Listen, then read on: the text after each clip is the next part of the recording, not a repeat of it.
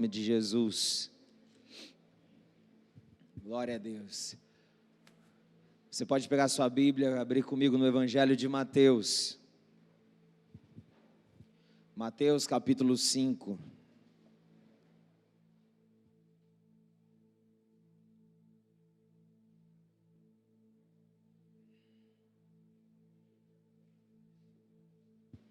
Te adoramos, Jesus.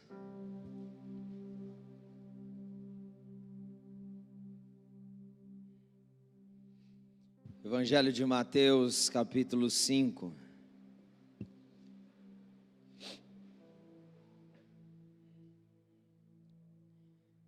Diz assim a palavra do Senhor. Jesus, vendo as multidões, subiu a um monte e, assentando-se, os seus discípulos aproximaram-se dele. E Jesus, abrindo a boca, os ensinava, dizendo... Vai lá para o capítulo 7.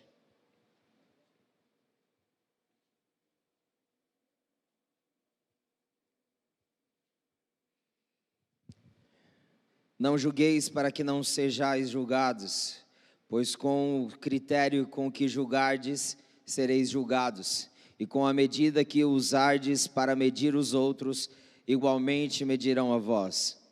Porque reparas tu o cisco no olho de teu irmão, mas não percebes a viga que está no teu próprio olho? E como podes dizer a teu irmão, permita-me remover o cisco do teu olho, quando há uma viga no teu? Hipócrita, tira primeiro a trave do teu olho, e então poderás ver com clareza para tirar o cisco do olho de seu irmão. Não deis o que é sagrado aos cães, nem jogueis aos porcos as vossas pérolas, para que não as pisoteiem, e voltando-se vos façam em pedaços. Pedi e vos será concedido, buscai e encontrareis, batei e a porta será aberta para vós, pois todo o que pede recebe, o que busca encontra, e quem bate se lhe abrirá. Ou qual dentre vós é o homem que, se o filho pedir pão, lhe dará uma pedra? Ou se lhe pedir peixe, lhe entregará uma cobra? Assim, se vós, sendo maus, sabeis dar bons presentes aos vossos filhos, quanto mais o vosso Pai, que está nos céus, dará o que é bom aos que lhe pedirem. Porquanto tudo quanto quereis que as pessoas vos façam, assim fazei vós também a elas, pois esta é a lei e os profetas. Entrai pela porta estreita, pois larga é a porta e ampla o caminho que leva à perdição, e muitos são os que entram por esse caminho. Porque estreita é a porta e difícil o caminho que conduz à vida. Apenas uns poucos encontrarão esse caminho. Acautelai-vos quanto aos falsos profetas. Eles se aproximam de vós, disfarçados de ovelhas, mas no seu íntimo são como lobos devoradores. Pelos seus frutos os conhecereis. É possível alguém colher uvas de um espinheiro ou figos das ervas daninhas? Assim sendo, toda árvore boa produz bons frutos, mas a árvore ruim dá frutos ruins. A árvore boa não pode dar frutos ruins, nem a árvore ruim produzir bons frutos. Toda árvore que não produz bons frutos é cortada e atirada ao fogo. Portanto, pelos seus frutos os conhecereis.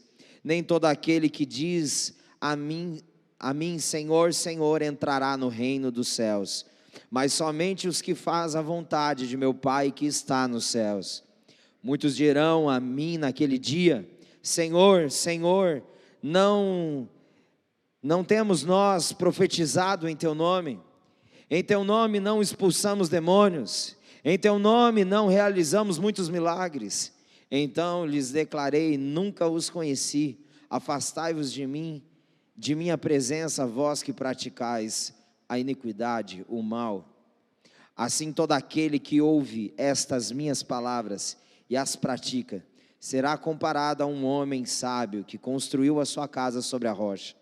E caiu a chuva, vieram as enchentes, sopraram os ventos e bateram com violência contra aquela casa, mas ela não caiu, pois tinha seu alicerce na rocha. Pois todo aquele que ouve estas minhas palavras e não as pratica, como um insensato que construiu a sua casa sobre a areia. E caiu a chuva, vieram as enchentes, sopraram os ventos e bateram com violência contra aquela casa. E ela desabou e grande foi a sua ruína. Quando Jesus acabou de pronunciar estas palavras, estavam as multidões atônitas com o seu ensino, porque ele as ensinava como quem tem autoridade e não como os mestres da lei. Até aqui. Pai, obrigado pela tua palavra. Ela é viva, ela é atual, ela é eficaz.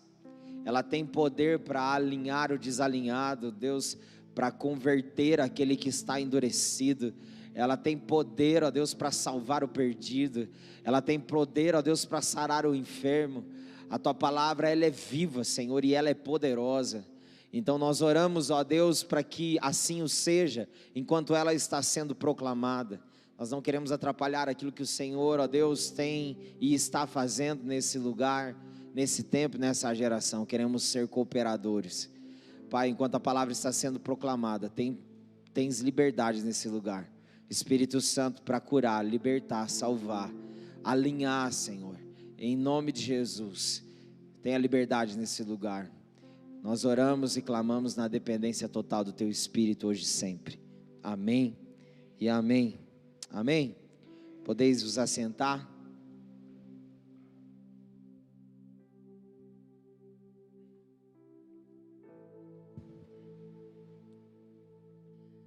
Sabe, queridos, eu creio que um grande manifestar da glória de Deus está acontecendo e ainda vai acontecer nesses dias. Porque quando nós vemos o aumento do opressor de forma evidente na nossa vida e ao nosso redor, é sinal que ele está com as pernas bambas, tremendo com relação àquilo que ele supostamente está vendo que está nascendo. Então eu creio, queridos, que nós estamos para viver um tempo muito pontual na história da igreja no mundo. E eu quero estar envolvido nesse mistério de Deus. Eu quero ser parte disso. Aleluia. Eu quero também ter as minhas responsabilidades nisso. Eu também quero ser responsável por isso. Aleluia, queridos.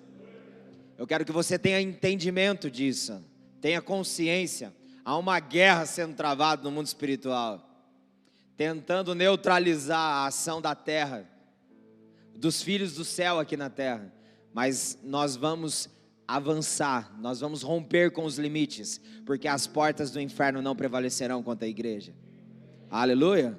Eu quero que você tenha consciência. Você não está aqui porque hoje é domingo e tem um dia específico programado de atividade. Eu quero que você entenda que você está aqui porque aqui é um campo de preparo para aquilo que nós estamos vivendo dia a dia lá fora. Quem entende isso, persevera em estar junto. Aleluia. Amém, queridos? Todas as vezes que eu subo aqui, queridos, eu sinto uma opressão gigante. Todas as vezes que eu subo aqui, eu tenho a sensação que eu vou desmaiar a hora que eu chego.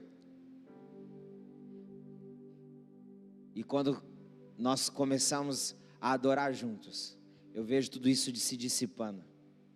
Então, queridos, eu quero que você tenha entendimento disso. Há uma batalha pela tua vida no mundo espiritual, amém? Aleluia. O espiritual espiritualiza, o carnal carnaliza. Nós precisamos ser espirituais e precisamos discernir as coisas espirituais. Amém, queridos? A igreja, ela está se tornando carnal e material, ao ponto de perder a espiritualidade. Nós vamos ter consciência. Por isso que nós precisamos chegar no culto já preparado. Domingo é o dia do Senhor, e às vezes nós não dedicamos o domingo ao Senhor. Nós dedicamos o dia para o nosso bem-estar, para os nossos entretenimentos, mas não para o Senhor. Domingo é dia de sentar com a família e checar aquilo que está vivendo ou deixando de viver da verdade. É o dia do Senhor. Aleluia, queridos. E às vezes, no dia do Senhor, nós não temos relacionamento com o Senhor. Você já viu isso? Que negócio esquisito. O domingo precisa ser do Senhor.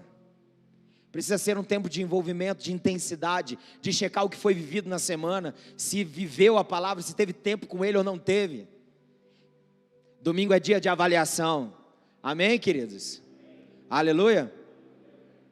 Fala para a pessoa do seu lado, eu não sei se você faz isso, mas se não faz, é hora de começar a fazer. Domingo é hora de avaliação. Amém, queridos? O dia do Senhor é para isso. É para nós avaliarmos aquilo que foi feito. No 7º dia, quando Deus terminou de criar todas as coisas, Ele viu, Ele avaliou a sua obra criada. E Ele viu que tudo que Ele havia feito era bom. Então, queridos, nós precisamos ver se no dia do Senhor, se os nossos dias têm sido bons ou têm sido para o mal. Precisamos avaliar. Aleluia. Amém, queridos? Glória a Deus.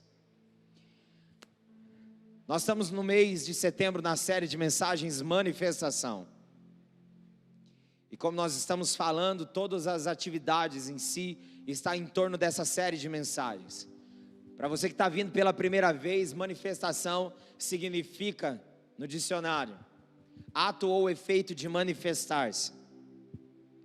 Tem um significado um pouco mais profundo que diz que manifestação é dar voz para aquilo que estava silenciado, é trazer a público aquilo que estava em oculto. Então a manifestação é isso, é você dar voz para aquilo que estava silenciado. Quando nós vamos para a Bíblia, se você analisar o período neotestamentário ali, em si, de Malaquias a Mateus, houve um silêncio de mais de 400 anos na terra, que não teve nenhum profeta que ouviu Deus e foi boca de Deus para aquele tempo.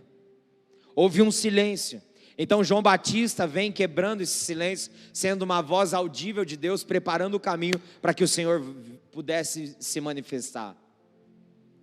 Então, manifestação de forma bíblica é isso.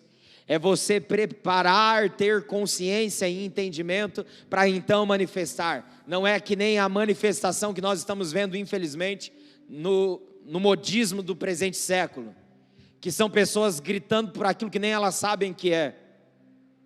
Não, a igreja não é chamada para esse tipo de manifestação.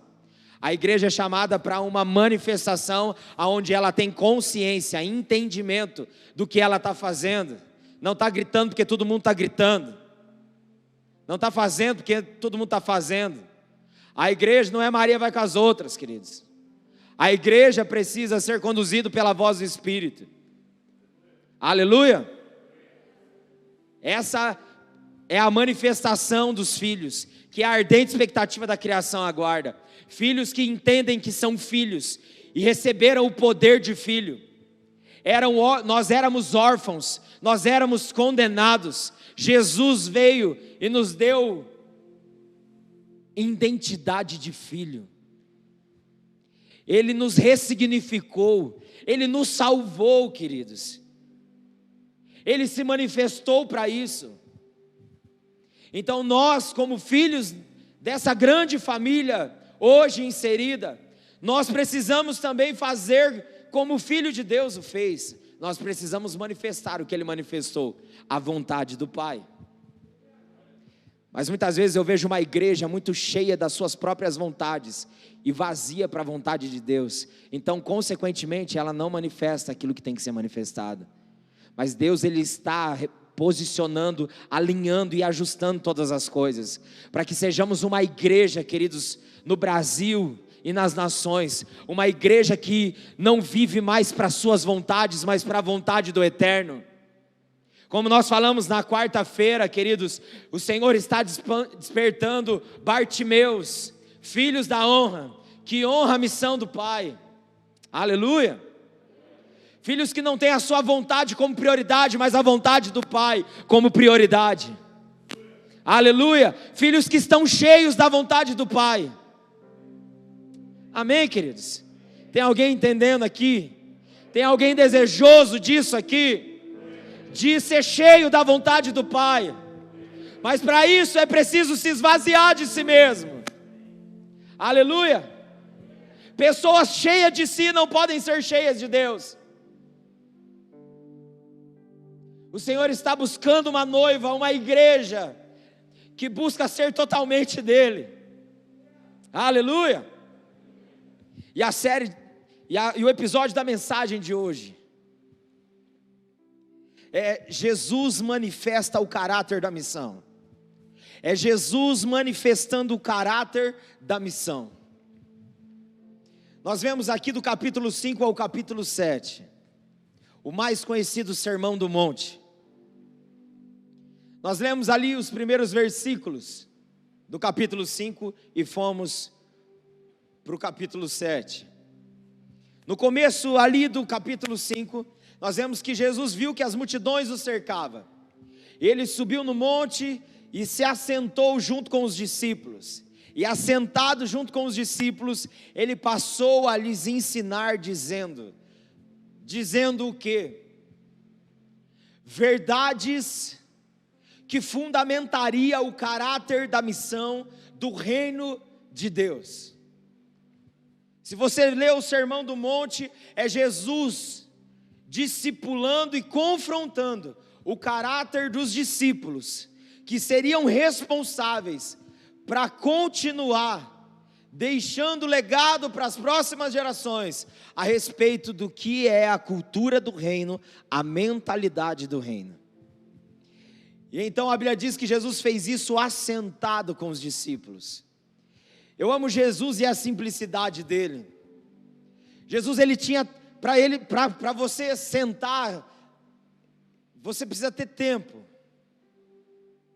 Porque a questão de sentar arremete ter tempo para conversar algo, para resolver algo.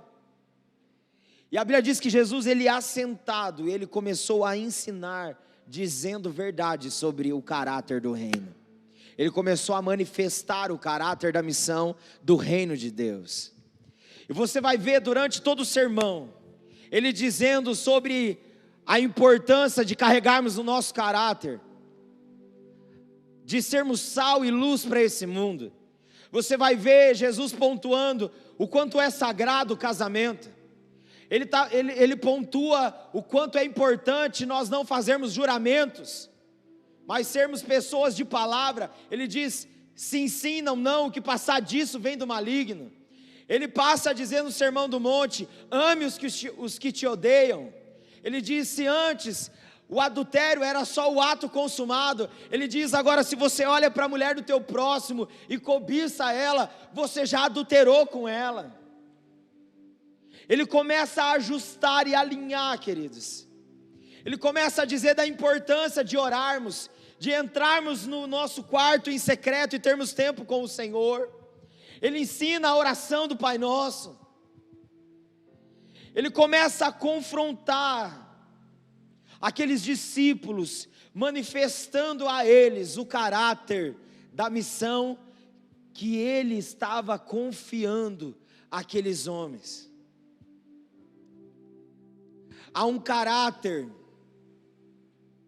que Jesus manifesta para os escolhidos, para os filhos e para as filhas, cumprirem a missão nessa geração. Nós não podemos querer negociar o caráter ou defasar o caráter. O caráter, ele precisa ser bem definido, e todo dia ele precisa ser definido. Então Jesus, ele começa a ajustar todas as esferas espirituais, éticas e morais com aquele povo, com aqueles discípulos. As multidões os cercavam, mas os discípulos estavam próximos, as multidões estavam perto. Jesus estava ali sinalizando um retrato de como seria. Às vezes teria multidões, mas só alguns seriam de perto, com disposição para realmente aprender. Em qual desse cenário você se encontra, entre a multidão ou aqueles que estão perto com disposição para aprender? Quem você representa? Os que estão perto ou a multidão? Fala a pessoa que está do seu lado. Você está perto ou você é multidão? A multidão segue o fluxo. A hora que cansa, desiste, sai fora. Para, hora tá, hora não tá, hora vem, hora vai. Agora quem está perto, persevera todos os dias em estar perto. E de fato só aprende quem está perto, quem tem disposição. A Bíblia, ela não é impositiva, a Bíblia ela é expositiva, entende? Ela expõe a verdade. E então nós vemos agora, eu quero me ater ao capítulo 7, que se fôssemos pontuar ponto a ponto do Sermão do Monte, ficaria muito extenso, quem sabe nós continuamos na quarta. Mas sobre essa manifestação de Jesus, a respeito do caráter da missão, do reino de Deus, eu queria me ater ao capítulo 7. O primeiro ponto fala sobre a importância de nós não sermos pessoas precipitadas a julgar. O primeiro ponto nos ensina que o amor, ele precisa estar acima do julgamento. Ali Jesus pontua com eles dizendo: não julgueis para que não sejam julgados, porque à medida que vocês criticarem e julgarem, vocês também serão julgados. Aí ele diz: cuidado para você não olhar o cisco que está no olho do teu irmão e tem uma trave, um tronco no teu olho. Tira primeiro o tronco do teu olho para que você veja de forma mais clara, e então você consiga tirar o cisco do olho do teu irmão. Sabe, Jesus estava ensinando e confrontando, na verdade, raízes culturais que vinha da religiosidade daqueles que se diziam de Deus daquela época, mas que usavam a lei para benefício próprio. Jesus estava dizendo o quê, queridos? Que ao invés de julgar, sente na cadeira do réu. Ao invés de apontar o dedo, sente-se no lugar do réu. Se coloque no lugar, tenta entender a pessoa. Nós somos tendenciosos a olhar e julgar as pessoas pelo que vemos, sem conhecermos. Jesus estava querendo dizer isso. Ele estava querendo dizer assim: quem não tem relacionamento, vive julgando todo mundo. Esses são os do sistema da religião, que não se dispõe a ter relacionamento e quer só apontar o dedo e ficar julgando fulano e ciclano. Mas é muito mais fácil fazer isso do que eu ter disposição para sentar com essa pessoa e eu querer entender e conhecer de fato o que está acontecendo com ela. Jesus estava querendo dizer que nós precisamos ter amor e nós precisamos ter disposição para, ao invés de apontar o dedo, estender a mão.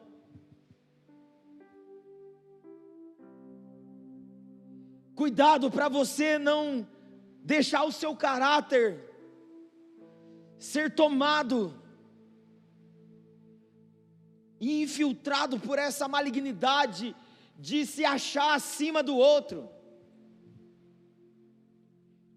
Lembra de Jesus quando vieram aqueles fariseus, aqueles religiosos querendo apedrejar a mulher? Ele diz: quem não tem pecado que atire a primeira pedra. E acusados pela sua consciência, deixaram as pedras e foram embora. Sabe, queridos, em nome de Jesus, o caráter da missão dos filhos e das filhas de Deus tem a ver com amar e ter disposição para que o Senhor tire o tronco do teu olho, para que você com clareza possa enxergar o cisco no olho do teu irmão e ser uma resposta para ele também, para tirar aquilo que está incomodando. Aleluia!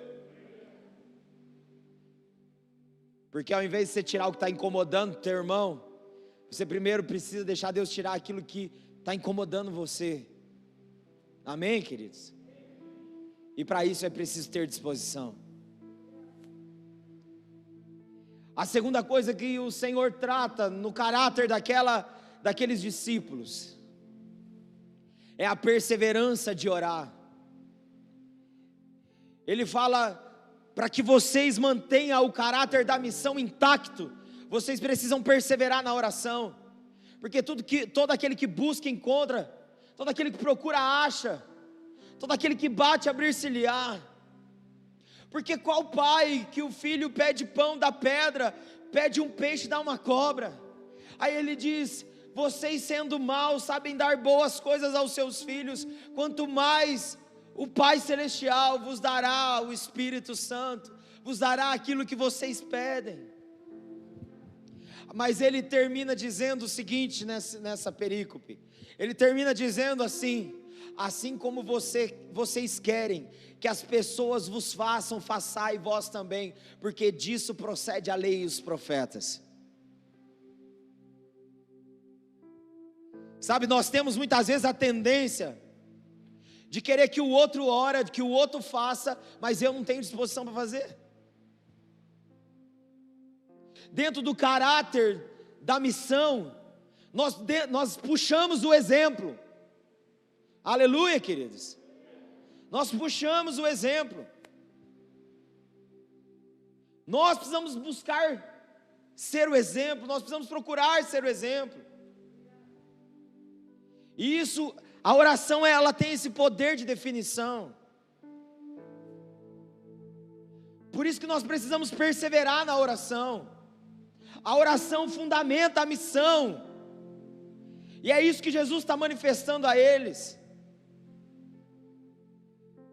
Ele estava querendo dizer, se formos ler de forma inversa esse texto, o problema é que muitas vezes vocês desistem de buscar. O problema é que muitas vezes vocês desistem de procurar. Muitas vezes vocês desistem de bater. Ele estava querendo dizer, persevera buscando, persevere procurando, persevere batendo, porque todo que busca encontra, todo que procura vai achar, e todo aquele que bate abrir-se-lhe-á. Aleluia, queridos. Nós vivemos em um tempo de impaciência. As pessoas não têm paciência nem para orar, queridos. Não. Precisamos parar, queridos. Como ele diz no Sermão do Monte, se você ler no capítulo 6, vai dizer, entra no teu quarto, vai ter com o teu Senhor em secreto, e aquele que te vê em secreto te recompensará no secreto. Persevere na oração. Aleluia, queridos. Que o que mais tem hoje é são crentes 6 horas. Sabe os crentes 6 horas? Sabe quem é eles? Ô irmão, 6 horas por mim? Ô irmão, 6 não oram por mim, está acontecendo isso. Ô irmão, 6 horas por aquilo. É o irmão 6 horas. Cheio de 9 horas, meu Deus do céu. Mas orar que é bom não ora. Buscar que é bom não busca. Procurar o Senhor não procura. Bater na porta e importunar o seu Senhor até que a porta seja aberta não faz. Queridos, em nome de Jesus. Quer dizer que então não pode pedir oração? Lógico que pode, mas tem que orar também. Amém, queridos? A síndrome de Adão e Eva, meu Deus do céu, é muito ainda presente, de querer terceirizar para o outro aquilo que é responsabilidade sua. Adão jogou nas costas da mulher, a mulher jogou nas costas da cobra, e aí a cobra não tinha para quem jogar, ficou para ela. Uma geração que não assume responsabilidade. Não, queridos, o Senhor está levantando uma geração que levanta com a medida exata de amor, com disposição para Deus tirar o que precisa ser tirado, para não julgar conforme o sistema assim o diz, mas para julgar de forma clara por meio da palavra, para trazer clareza e alívio para o irmão, e não condenação. Uma igreja que persevera na oração, uma igreja que não esmurece. Aleluia, queridos. Fala para a pessoa que está do seu lado, você está orando?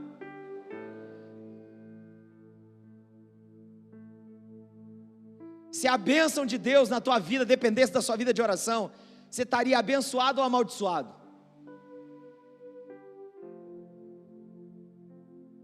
Se as bênçãos de Deus fossem medidas pela nossa vida de oração, você seria alguém que estava dentro da água ou alguém que está abençoado?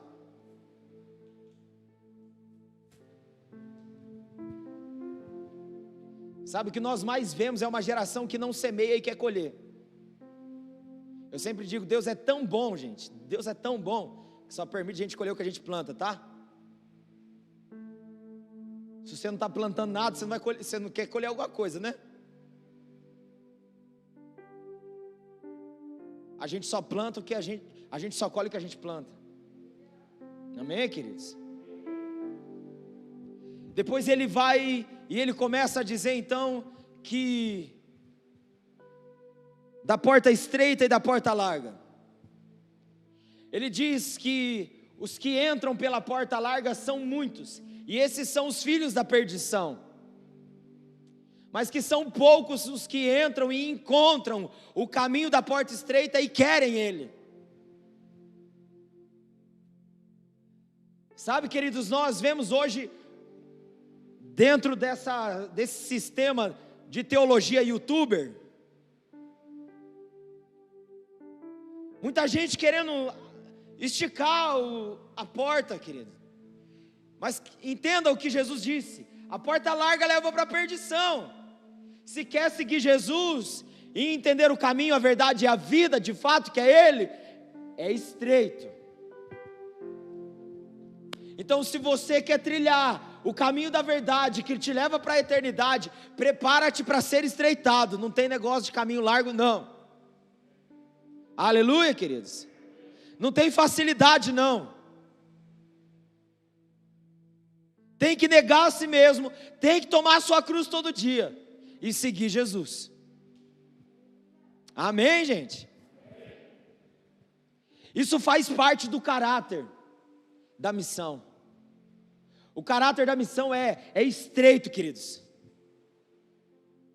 Você está preparado para ser perseguido, para sofrer pelo nome dEle? A Bíblia diz, a questão, queridos, a Bíblia diz que aquele que é amigo de Deus se institui inimigo do mundo, e aquele que é amigo do mundo se institui inimigo de Deus. O problema hoje, queridos, é que nós estamos muito amiguinhos do mundo. Está tudo muito normal, está todo mundo, tudo pode. Meu Deus! Eu quero dizer uma coisa: o Evangelho de Cristo, ele não nos dá margem para negociação.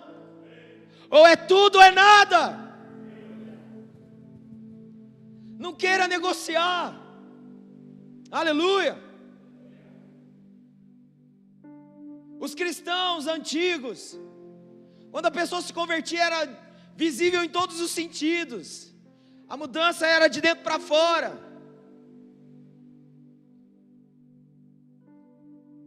Quando a pessoa se convertia, mudava a forma dela falar, a forma dela se vestir, a forma dela andar, o que ela escutava, o que ela via, tudo precisa ser mudado. E era visível antigamente em muitos. Mas hoje está uma mistura tão esquisita que você já nem sabe mais o que é e o que não é. Irmãos, eu fui chupar sorvete com a minha digníssima esses dias. Eu fiquei assombrado. Falei, eu vou ter que andar com uns pedaços de tecido dentro do meu carro. Irmãos, eu fiquei indignado. As meninas novas, tudo pelada, andando mostrando a polpa da bunda. Para aqueles que ficaram ofendidos, nádegas. Gente, não pode um negócio desse. O que está sendo exposto está à venda. Você não é produto. Precisamos ser diferentes. Aleluia. Queridos, eu fiquei assombrado. Confesso para vocês.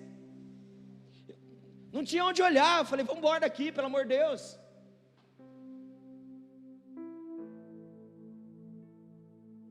Queridos, nós precisamos entender que o caminho é estreito. Tudo precisa ser mudado. Aleluia! A forma de falar, a forma de ver, a forma de ouvir, a forma de andar, de vestir, tudo muda quando Ele entra de fato na plenitude da nossa vida. Aleluia! E outra coisa que nós precisamos desmistificar e estreitar um pouco as coisas. A igreja é muito boa para levantar o dedo e acusar e muitas vezes julgar, como nós já falamos, que Jesus confrontou, e Ele está confrontando hoje.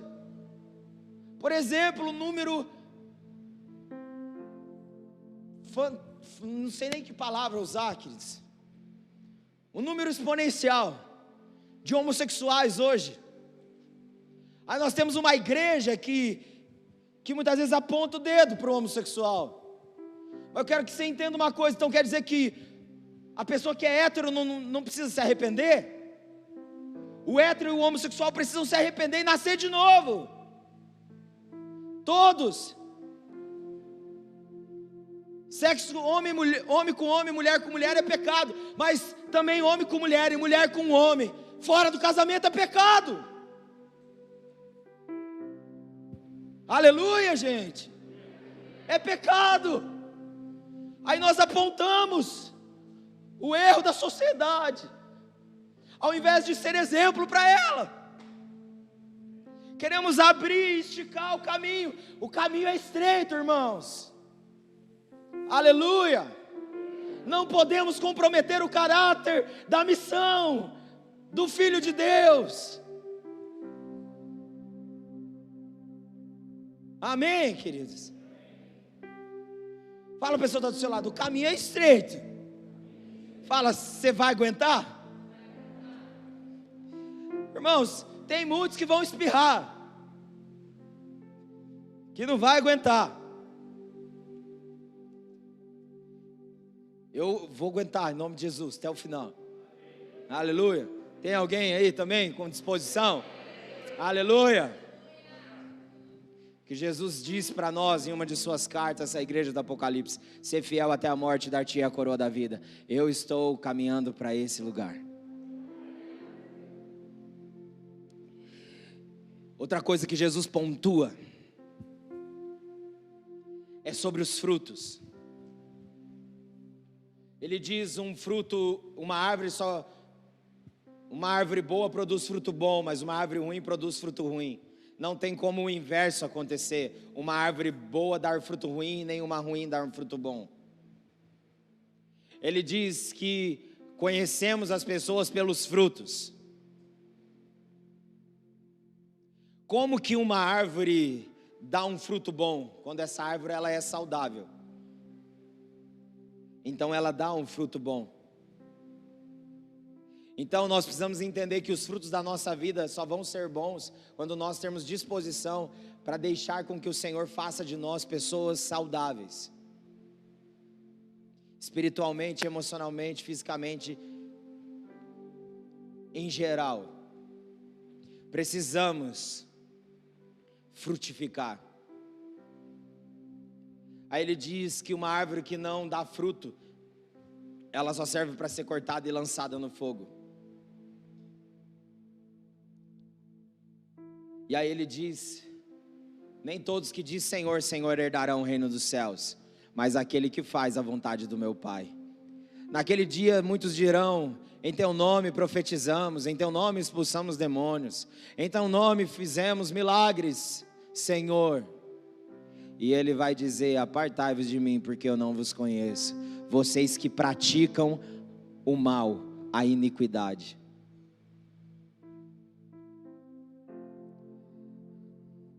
Sabe, queridos, nós precisamos entender que o fruto, ele precisa ser mais do que meras palavras. Ele precisa ser palavras carregadas de uma vida consistente. Tem muita gente que fala uma coisa e vive outra. Eu preciso ter a minha fala alinhada com aquilo que eu realmente vivo e sou, para que os frutos sejam de fato saudáveis. fruto saudável se torna pronto para alguém se alimentar, não é verdade? Agora, fruto maduro, que não é alimento para ninguém, apodrece e não serve para mais nada e cheira mal. Então nós somos chamados como filhos do reino para manifestar a partir desse caráter frutos que glorifiquem o Pai. E o fruto que glorifica o Pai é mais do que eu dizer Senhor, Senhor, é de fato eu viver a vontade do Pai. Ele diz, nem todos que dizem Senhor, Senhor darão o reino dos céus, mas aquele que faz a vontade do meu Pai. Se nós queremos herdar o reino dos céus, nós precisamos entender uma coisa: o reino são daqueles que matam a sua vontade para viver a vontade do Pai. Aleluia. Quais são os seus frutos? Quantas pessoas já ouviram o Evangelho ou têm ouvido por meio da sua vida?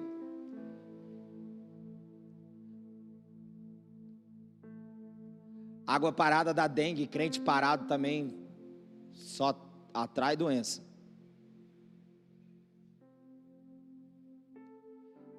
Não para. Não pare de ir para o Senhor e buscar no Senhor aquilo que Ele deseja através da sua vida. Porque o Evangelho e o caráter do Evangelho, ele tem a ver com pessoas.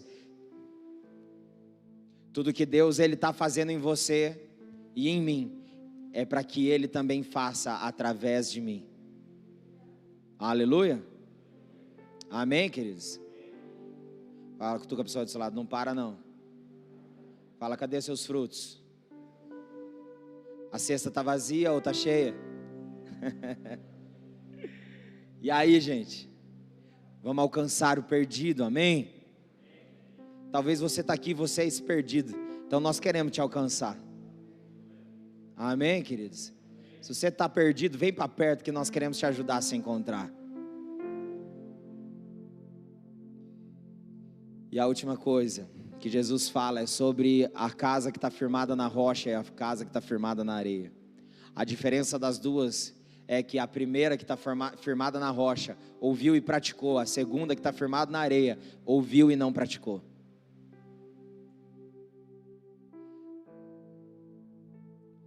Queridos, nós precisamos entender que o fundamento da nossa vida, ele é uma consequência daquilo que a gente ouve e pratica. Aquilo que a gente ouve e pratica fundamenta a nossa vida. O que você está ouvindo, quem você está ouvindo. É nítido ver na nova geração. Eles ouvem o tempo todo youtuber e aqueles vidinhos de TikTok. Gente falando que está se cortando e se matando. O que você acha que eles vão fazer? Vão fazer o mesmo. Porque é o que eles estão ouvindo. É quem eles estão seguindo. Às vezes tem tudo dentro de casa, tem tudo, mas está querendo morrer. Ó céus, ó vida. Por quê? Porque os do céu e os da vida não estão dando aquilo que é do céu e da vida, como de fato tem que dar.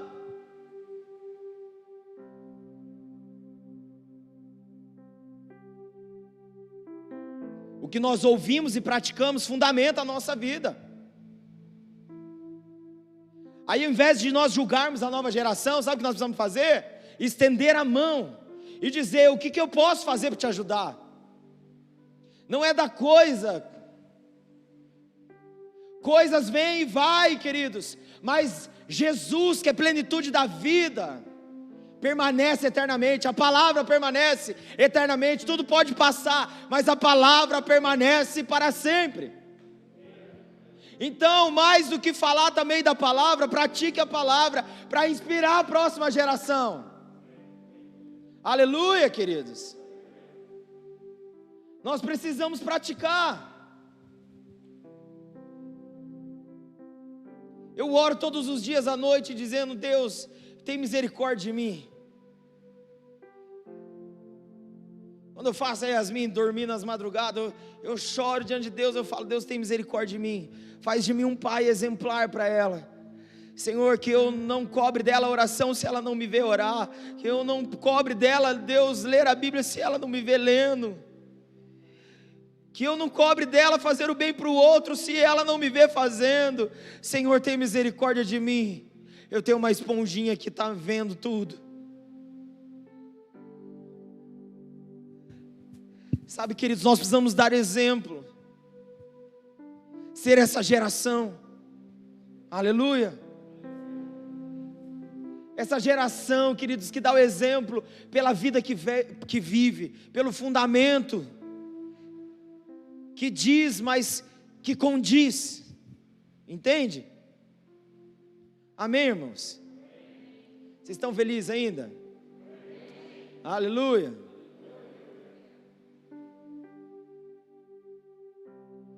Queridos, nós precisamos ouvir e praticar. Eu sempre digo isso. Meu relógio até travou. E o pastor não enxerga de longe, olha que beleza, nós vai até uma meia-noite.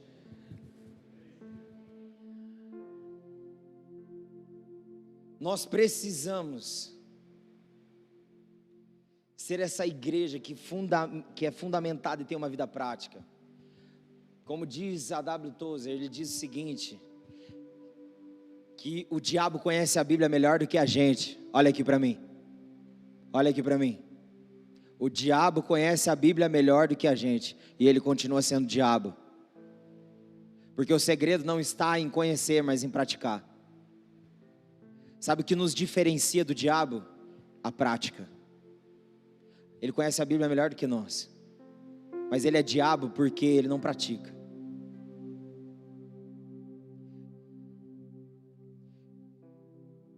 Deus está levantando uma igreja que seja cristocêntrica, mas uma igreja que tenha prática para que Jesus realmente seja o centro.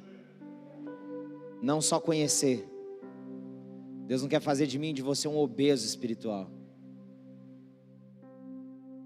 mas Ele quer fazer de mim e de você alguém exercitado na fé, nas suas práticas. Aleluia. E olha o que a Bíblia diz, que a multidão que ouvia Jesus ficava atônita, ficava admirada, porque ele falava com a autoridade de quem vivia, diferente dos mestres da lei. Ele falava como quem tem autoridade. A autoridade da fala de Jesus estava na vida que ele carregava. Então, em nome de Jesus, queridos, viva essa vida Zoe, a vida de Deus que carrega você, ao ponto de a sua autoridade ser o Senhor, e as pessoas que estão à sua volta possam ver, ouvir e sentir aquilo que o Senhor está fazendo em você, através de você. Jesus manifestou o caráter da missão, para que eles cumprissem a missão. Quem está disposto a cumprir a missão ainda? Você está disposto a cumprir a missão? Amém? Há disposição aí? Aleluia. O caráter de Jesus é irrevogável, não dá margem para negociação, amém? Fique de pé no seu lugar.